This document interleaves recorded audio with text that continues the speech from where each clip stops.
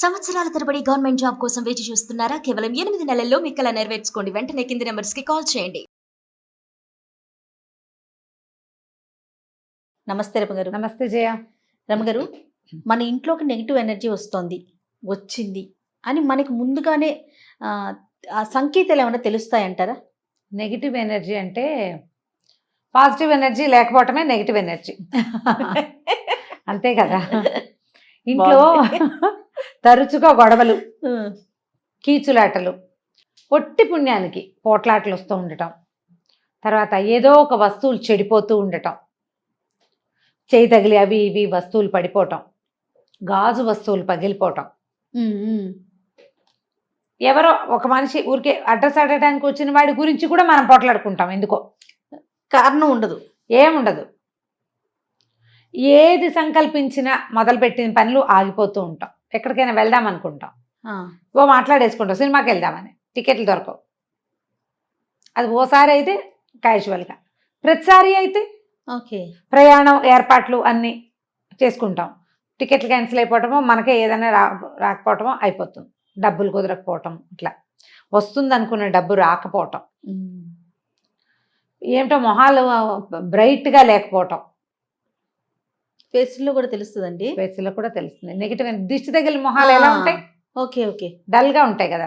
Negative energy అంటే ప్రధానంగా ఏంటంటే నకారాత్మక శక్తి అని చెప్తారు తెలుగులో. సకారాత్మకము, నకారాత్మకం, పాజిటివ్, నెగిటివ్. ఏదైనా ఒక బ్యాడ్ థింగ్, ఈవిల్ థింగ్ మనని వెంబడించడం. ఇది పెద్ద రకాలు. వాళ్ళు ఎవరో మనని ఏమిటో చేసేయటం కాదు. నాకు అసలు ఆ పేర్లు చెప్పడం కూడా ఇష్టం ఉండదు జయ, ఏమనుకోవద్దు. నేను అలాంటి పదాలు నమ్మను, వాడను. వాళ్ళు ఎవరో మనకి చెడుపు చేయాలని ఏదైనా క్రియలు చేయటమే అని అనుకోవద్దు. మనమే నెగిటివిటీని సృష్టించుకుంటూ ఉంటాం. ఎస్. ఇప్పుడు ఏదైనా చేద్దాం అనుకున్నాం, సినిమా అంటే టికెట్లు దొరకద్దు, టికెట్లు ఎక్కడ దొరుకుతాయి? ఈ రోజుల్లో ఇలాంటి డైలాగులు ఒక 5-6 వస్తాయి, అంతే వచ్చేసింది. ఇద్దరు ట్రై చేస్తారు, ఇద్దరు ఇలా అంటారు. ఈ ఇద్దరికి ఉత్సాహం కూడా పోయిద్దండి. వీళ్ళకి ఉత్సాహం పోతుంది, వాళ్ళ నెగిటివిటీ వీళ్ళ మీదకి వస్తుంది, పని అయిపోతుంది. ఇదొకటి. అక్కడి నుంచి మనకి చుట్టుపక్కల వాళ్ళు, జనాలు, ఫ్రెండ్స్, అబ్బో వీళ్ళు మీరు బాగా సక్సెస్ అయ్యారని వాళ్ళు అవతల వాళ్ళు పదే పదే మాట్లాడడం. ఎప్పుడో ఒకసారి మన ఆరా తూట్లు పడిపోతుంది, ఆ నెగిటివిటీ మన మీదకి వచ్చేస్తుంది.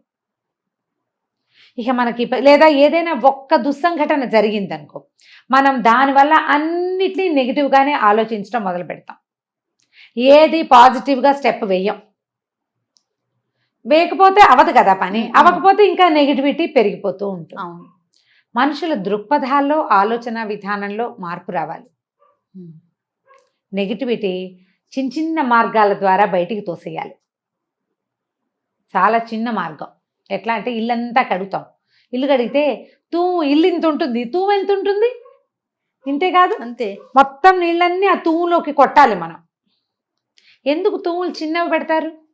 ఇల్లంతా ఓ పక్కన గోడ ఖాళీ ఉంచితే బాపోతాయి కదా, మనం పడిపోతాం కదా. శక్తి అంతా పోకూడదు, సన్నగా ఒక చోట్లోంచి బయటికి వెళ్ళిపోవాలి, ఎక్కువగా పోకూడదు. ఈ నెగిటివిటీని చిన్న చిన్న మార్గాల ద్వారా బయటికి తోసేయండి. ఎట్లా రమ్మగారు? మొదటిది ఇల్లు శుభ్రంగా ఉంచుకోవటం. చెత్తలు, పాత వస్తువులు ఉంచద్దు. దానం చేసేయండి, అమ్మేయండి లేదా పారేయండి.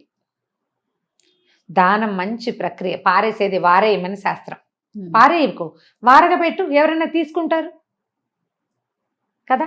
అన్నం డస్ట్బిన్లో పడేసే బదులు ఓ చిన్న బౌల్లో వేసి కాసిన పాలు పోసి బాకెట్లో పెడితే దారిపోయే ఏ కుక్కకైనా మనం ఆహారానికి ఇస్తాం కదా, పిల్లికైనా. పారేసేదాన్ని వారేయాలి, గుర్తుపెట్టుకోండి. ఇది పక్కగా పెట్టాలి, ఎవరైనా తీసుకుంటారు. మనకి హైదరాబాద్లో కొన్ని చోట్ల ఇక్కడ పీపుల్స్ అల్మారాలని వచ్చినాయి. మనం అక్కడ పీపుల్స్ ఫ్రిడ్జ్ కూడా వస్తువులు అక్కడ పెడితే ఎవరికి కావాల్సిన వాళ్ళు తీసుకుంటారు. తిండి కూడా చాలా మంచి కాన్సెప్ట్. కరోనా తోటి దెబ్బతినేసిందేమోనని అనిపిస్తుంది మేబీ కదా. ఫారిన్ కంట్రీస్ లో కూడా చేస్తారట ఇది. అన్ని బయట పెట్టేస్తారు, ఎవరికి కావాలంటే వాళ్ళు ఐటమ్స్ కూడా అంటారు అమ్మగారు. ఫర్నిచర్ దగ్గర నుంచి ప్రతిదీ కూడా వాళ్ళకు వద్దు అనుకుంటే బయట పెట్టేస్తారు. అవి అమ్మలేరు, బయట పెడితే ఎవరో ఒకళ్ళు తీసుకుంటారు. అట్లా ఇలా ప్లాన్ చేసుకోండి, తీసేసేయండి ఇంట్లో నుంచి. తర్వాత పాత వస్తువులు పాడైపోతాయి, వాటికి స్పేస్ ఇవ్వాలి, వాటి మీద శ్రద్ధ పెట్టాలి. పుస్తకాలు అవి చదువర్లని కోరుకుంటాయి. బుక్స్ మా నాన్నవి తాతవి అని అట్టు పెట్టుకుంటాం. మనం ఏనాడు చదవం, పుస్తకం తిప్పాం. చదివే వాళ్ళ లైబ్రరీలకి ఇచ్చేయండి కదా. అలాంటివి చేయాలి. తర్వాత రెండోది, ఇంట్లో బాగా ఆకుపచ్చటి మొక్కలు పెట్టుకోండి. పాజిటివ్ ఎనర్జీ వాటితోటి పెరుగుతుంది. మూలలు, అల్మర్లు అన్నీ శుభ్రంగా ఉంచండి. క్లీన్ చేసేసరికల్లా మనకు ఒక చిక్కు తీసిన భావన వస్తుంది. అవునవును, అది ప్రశాంతతనిస్తుంది, హాయిగా ఉంటుంది. హాయిగా ఉంటుంది. నాకు ఆ క్లటర్ కంట్రోల్ పుస్తకం చాలా ఇష్టం. అవునా? అందులో ఒక 10 పాయింట్స్ చెప్తాడు, ఏవేవి తీసేయాలో. ఎక్కడి నుంచి బెడ్రూమ్ల దగ్గర నుంచి మొదలు పెడతాడు. ఓకే. న్యూస్ పేపర్లు కట్ల పేరు చేస్తాం. అవును. ఎన్ని ఉంటాయో ఒకరోజు తీసిపారేయండి, ఇల్లు భలే ప్రశాంతంగా ఉన్న ఫీలింగ్ వస్తుంది. ఆ, అంతే కదా. అవునవును. అక్కడి నుంచి బూజు దులుపుకోండి ఎప్పటికప్పుడు. ఫ్యాన్లు, ట్యూబ్ లైట్లు అవి డల్గా ఉంటాయి. అవును. పైనంతా దుమ్ము చేరినా మకమకలాడుతూ ఉంటుంది. తుడిచేసిన రోజున ఒక బ్రైట్ బా. ఫీల్ వస్తుంది. అనుభవిస్తే తెలుస్తుంది. అంతే అండి. నేను చెప్తుంటే ఏదో సోదిలా ఉంటుంది. అది చేసే వాళ్ళకి చేస్తే, సొంతంగా చేస్తే, ఆ, మనమే చేస్తే, మగవాళ్ళ అల్మార్లు, పుస్తకాల అల్మార్లు వాళ్ళనే సర్దుకొనివ్వండి. బీరువాలలో, ఈ డ్రావర్లలో విపరీతంగా రిసీట్లు, బ్యాంక్ పేపర్లు చెత్తగా నింపేస్తాం. కవర్లు పెట్టేస్తాం. ఓసారి మొత్తం చిక్కు తీసేయండి. అంతే. సగం నెగిటివిటీ తగ్గిపోతుంది. ఇంట్లో పేరుకుపోయిన దుమ్ము మన నెగిటివిటీని పెంచేస్తుంది. పాతవి నూనె క్యాన్లు, పాల కవర్లు, పాల డబ్బాలు, పిల్లల ఆట వస్తువులు, పాత బట్టలు, పాత అట్టపెట్టెలు, పాత పాత్ర సామాగ్రి అన్నీ కూడా బయట పారేయండి. ఇంట్లో నుంచి తీసేయండి ఫస్ట్. తర్వాత మన లోపలి భావాల్ని శుభ్రం చేద్దాం. ఇల్లు అయిన తర్వాత. ఇల్లు అయిపోయింది. మా ఫ్రెండ్ తోటి ఒక ప్రాబ్లం ఉంది, కూర్చుని మాట్లాడుకుని సార్ట్అవుట్ చేసేసుకోండి. ఒకసారి అడిగేసావనుకో తెగిపోతుంది. పోతుంది ఫ్రెండ్షిప్. ఉంటే ఉంటుంది. ఇష్యూ అయితే ఉండదు కదా. మీకు ఎంతసేపు అది చలేస్తూ ఉంటుంది లోపల. అడిగేయాలనిపిస్తుంది కానీ అడగలేం. అడిగేసేయండి. హస్బెండ్లను అడగాలన్నా అడిగే అవతల పారేయండి. అంతే. ఏదైతే అదో. అంతేనా రమ్మగారు? సరే, మీ పేరే చెప్పేసి రమ్మగారు చేసేస్తాం. అంతే. అడగండి, మాట్లాడుకోండి, సార్ట్అవుట్ చేసుకోండి. అయితే ఇది ఇంకొక మాట చెప్తాను ఇక్కడ. ఇది అడగటం వల్ల, ఈ విషయంలో నిలదీయటం వల్ల మన క్లోజ్ రిలేషన్స్లో ఏదైనా ఆఘాతం వస్తుంది అని అనిపిస్తే ఆ పని చేయకండి. తెంపేసే రకపు ధోరణికి వెళ్ళొద్దు. అది మళ్ళీ మన ఇంకా ఇబ్బంది పెడుతుంది. పిల్లల్ని కూడా అంతే. చక్కగా హెయిర్ కట్లు నీట్గా చేయించండి. పిల్లలు గోల్డ్ కట్ చేయండి, చెవులు శుభ్రం చేయండి, తలకి బాగా నూనె రాయండి, క్లోజ్ చేసుకోండి పిల్లల్ని. నెగిటివ్ ఎనర్జీ తగ్గిపోతుంది. పిల్లల నవ్వులు, ఆటలు, వాళ్ళు హాయిగా ఉండటం, కేర్ఫ్రీగా వాళ్ళతో మనం ఉండటం, వీటితోటి ఇంకో కొంచెం సంతోషంగా ఉంటాం. ఇంట్లో ఎప్పటికప్పుడు కాస్త ఒక అగరబత్తి వెలిగించుకుంటూ ఉండండి. సాయంకాలం అయ్యేసరికి ఒక ధూప్ స్టిక్ వెలిగిస్తే సాంబ్రాణి పొగలో సగం నెగిటివ్ ఎనర్జీ బయటికి వెళ్ళిపోతుంది. నెగిటివిటీ పెంచిన కొద్దీ పెరుగుతుంది. మీకే డల్గా అనిపించింది, బయట నుంచి వచ్చారు, చాలా డల్గా ఉంది, విసుగు పుట్టేస్తుంది, ఏంటో ఒక తెలియని నిస్సత్తువ, పెద్ద పనేం అవల కానీ మనకి ఎందుకో నీరసం, నిస్త్రాణ, విసగట, చాలా చిరాకు, అవి ఇవి ఉన్నాయి. చక్కగా ఒక చాక్లెట్లు ఉంచుకోండి ఇంట్లో. ఓ చాక్లెట్, ఓ బెల్లం ముక్క నోట్లో వేసుకుని, చాక్లెట్ అయితే పీడా పోయి బెల్లం ముక్క వేసుకోవచ్చు నోట్లో వేసుకుని, ఒక గుప్పెడు ఉప్పు తీసుకుని బాత్రూంలో బకెట్ నీళ్ళల్లో పోసి పడేసుకోండి. ఉప్పుని కరగబెట్టేసి ఆ నీళ్లతోటి స్నానం చేయండి. స్నానం చేస్తే సగం ఎనర్జీ పోతుంది. అంతే. ఎంత బాగా పనిచేస్తుందో చేయ. పిల్లలకి ఒకవేళ పిల్లలు డల్గా ఉంటే 2 ఉప్పురాళ్ళు దిగదొచ్చి నీళ్ళల్లో పడేయండి. కాళ్ళు చేతులు మొహం కడిగించండి. ఆ ఒంటి మీద ఉన్న బట్టలు మార్చేసుకోమనండి. ఫ్రెష్ ఫీల్ వస్తుంది. విసుగ్గా ఉంది, దుప్పట్లు మార్చేసుకోండి. బెడ్షీట్లు, టవల్స్ ఎప్పటికప్పుడు మార్చుకోండి. మురికిగా చీదరగా ఉన్న పక్కల మీద పడుకోవద్దు. రాత్రి 10 గంటలకో 9ంటికో స్నానం చేసి దుప్పటి మార్చేసుకుని చక్కగా లేత రంగు దుప్పటి వేసుకుని దాని మీద పడుకుంటే ప్రశాంతంగా నిద్ర పడుతుంది. చేసి చూడండి, తెలుస్తుంది తప్పకుండా. ముందు నెగిటివ్ ఆలోచనలు కూడా తీసేయాలి కదా. దీంతో పాటు మనం నెగిటివిటీ ఏంటంటే ఎవరేం మాట్లాడినా నన్నే అన్నారన్న భావనల్లోంచి బయటకు వచ్చేయాలి. ప్రతిదీ వాళ్ళు మీన్ చేశారని అనుకోవద్దు. చేస్తే చేశారు, వ్యాలిడ్ పాయింట్ అండి ఇది. చేస్తే చేశారు, చేసినా సరే మనం పట్టించుకోవద్దు. అంతే. ఎందుకంటే వాళ్ళు మీన్ చేసి ఒక మాట అని వదిలేస్తారు. మనం ఏం చేస్తాం, దాన్ని ఇంత గంపాలు ఎత్తుకుని మోసుకుంటాం. అనేసిన వాడు ఫ్రీ అయిపోతాడు, మోసేవాడు బరువెక్కిపోతాడు. మోతలు పెట్టుకోవద్దు. నెగిటివ్ ఎనర్జీలో 90% మోతే ఉంటుంది.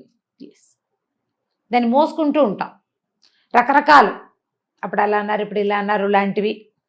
ఏమైనా మీన్ చేశారా, లేకపోతే వాళ్ళు ఏదో మామూలుగా విషయం చెప్తే అది నన్నే అన్నారేమో లాంటి భావాలు అనగానే ఇక మనకి డౌన్ అయిపోతుంది మన బండి. అవును. ఇప్పుడు ఎవరికి వాళ్ళే యునిక్, నాకు సాటి నేనే, అంతే. నాకెవరు పోటీ లేరు అనుకోవాలి. వచ్చింది చేసుకుంటాను, నా భర్తకి నా పిల్లలకి ఇబ్బంది లేకపోతే చాలు, మిగిలిన సమాజంతో నాకేమిటి. ఇది రెగ్యులర్ డైలాగ్ కాదు, ఇలాంటప్పుడు మనం అనుకోవాలన్నమాట. రెగ్యులర్గా కదా, రెగ్యులర్గా ఇలా అనుకోకూడదు, సమాజంతో కలిసే ఉండాలి మనం.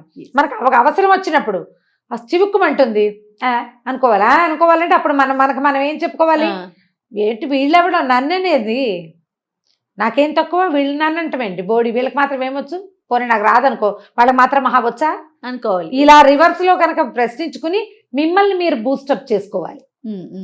ఎప్పుడు 2 పాయింట్లు గుర్తుపెట్టుకోవాలి జయ. ప్రతి మనిషికి లోపల ఒక కిడ్ ఉంటాడు, ఒక పిల్ల, అది చంటి పిల్ల. దాన్ని ఎంత ముద్దు చేయాలో అంత ముద్దు చేయకూడదు. రెండు ఎలాగా, మన దగ్గరే ఒక పిల్ల ఉంది, అది ఏడ్చినప్పుడు ఎత్తుకోవాలి, అది ఆడుతున్నప్పుడు వదిలేయాలి. ఆడుతున్నప్పుడు కూడా సంగలో పెట్టుకుంటావా నువ్వు, పెట్టుకోవు, ఏడ్చేటప్పుడు కదా దాన్ని ఎత్తుకునేది. అంతే కదా. మన లోపల బేబీకి కష్టంతో వచ్చినప్పుడు దాన్ని ఓదార్చుకో, శబాష్ శబాష్ నువ్వు చాలా గొప్పదానివి, నీ అంతటి వాళ్ళు ఎవరు లేరు. అది ఉత్సాహంగా ఉన్నప్పుడు ఏగురు, ఇంకా ఏం పర్వాలా. ఇది గుర్తుపెట్టు, బ్యాలెన్స్ తెలియాలి, ఆ బ్యాలెన్స్ తెలియాలి. ఎప్పుడు నీ బేబీని ఓదార్చుకుంటూ ఉన్నావా, ఇక అదే సంగతి నీ సంగతి. లేదా దానికి ఏ ఓదార్పు లేకుండా దాన్ని వదిలేసావా, అది ఇబ్బంది. అంతే. ఈ ఇన్నర్ కిడ్ని ఎట్లా బ్యాలెన్స్డ్గా ముద్దు చేయాలి, ఎలా ప్యాంపర్ చేయాలి, ఎలా ట్రైన్ చేయాలి అనేది ఎవరికి వాళ్ళకి సొంత పాఠం ఉండాలి. ఈ పాఠాన్ని సక్సెస్ఫుల్గా చేయగలిగే వాళ్ళు బాగా పైన ఉంటారు ఆడవాళ్ళు. అన్నిటా వాళ్ళు ఏదనుకుంటే అది చేసేయగలుగుతారు. మానేసినప్పుడు మానేస్తారు, అది వాళ్ళ ఛాయిసే, అంతే, అది వాళ్ళదే ఛాయిస్. వీళ్ళు బ్రైట్గా ఉంటారు, అంత మాత్రాన వాళ్ళకి కష్టాలు లేవని అనుకోవద్దు, వాళ్ళకు ఉంటాయి ఇబ్బందులు. ఆ ఇబ్బంది వచ్చినప్పుడు ఆ బేబీని నిద్రపుచ్చుకోవడం వాళ్ళకి వచ్చు. ఈ లోపల ఉండే పాపాయిని దాన్ని నర్చర్ చేయటం వాళ్ళకి వచ్చు. అవకాశం వచ్చినప్పుడు రెచ్చిపోతారు, హాయిగా అన్నీ చేసుకుంటారు. ఇబ్బంది లేనప్పుడు ఒక రకంగా, ఇబ్బంది ఉన్నప్పుడు ఒక రకంగా మన లోపల వ్యక్తిని మనం ప్యాంపర్ చేసుకోవాలి. అప్పుడే మనం మన చుట్టూతా ఏర్పడుతున్నటువంటి నెగిటివ్ ఫోర్సెస్ నుంచి మనని మనం రక్షించుకోగలుగుతాం. ఆడవాళ్ళు తమని తాము రక్షించుకోగలిగిన స్త్రీ తన కుటుంబాన్ని హ్యాపీగా రక్షిస్తుంది. ఆమె కనుక ఒక టీచర్ అయితే ఆవిడ స్టూడెంట్స్ అందరూ బాగుంటారు, ఆవిడ ఒక మదర్ అయితే ఆవిడ పిల్లలందరూ బాగుంటారు, ఆవిడ ఒక సంస్థకి హెడ్ అయితే మొత్తం సంస్థ అంతా బాగుంటుంది. ఒక్కళ్ళు సరిగ్గా ఉంటే వీళ్ళ నుంచి వచ్చే మాటలు జనాలు హాయిగా వింటారు. ఇందులో నెగిటివిటీ లేదు, ఓన్లీ పాజిటివిటీ ఉంది. ఉంటాయి నెగిటివ్ మాటలు, నెగిటివ్ విషయాలు ఉంటాయి, వాటిని తప్పించుకోవడం ఎలాగో నేర్చుకుంటాం మనం. ట్రై చేయాలి కదా, ష్యూర్గా కదా. అవునండి. గుర్తు చేసుకోండి, మన జీవితంలో ఎవరెవరు చాలా పాజిటివ్గా స్పోర్టివ్గా ఉన్న ఆడవాళ్ళు ఉన్నారు, మనం ఉన్నామా అందులో చూసుకోవాలి, ఆలోచించాలి. అందరూ ఉండాలి, మగవాళ్ళు కూడా ఉండాలి. మనం మామ్స్కి ఎక్కువ చెప్తాం కాబట్టి ఆడవాళ్ళకి చెప్తున్నాం కాబట్టి ఈ మాట చెప్తున్నాను. మగవాళ్ళైనా తమ లోపల కిడ్ని ఇలాగే చేసుకోవాలి కదా. అంతే రమ్ గారు. నమస్తే. నమస్తే జయ.